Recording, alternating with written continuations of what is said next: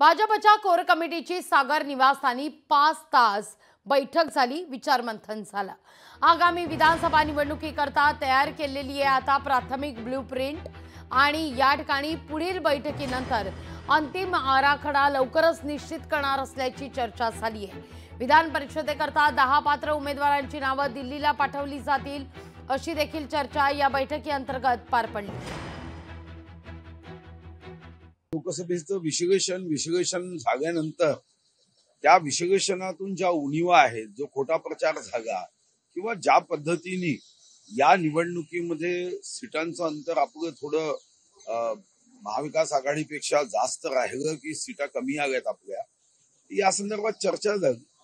आणि आता या पुढच्या विधानसभेच्या निवडणुकीच्या पूर्वतयारीच्या निमित्ताने काही चर्चा आणि विधान परिषद राज्यसभेच्या निवडणुकीच्या बाबतीत चर्चा, एवढ्या विषयांवर ही बैठक मर्यादित होती। लोकशाही मराठी ऐका, पहा, जागरूक रहा।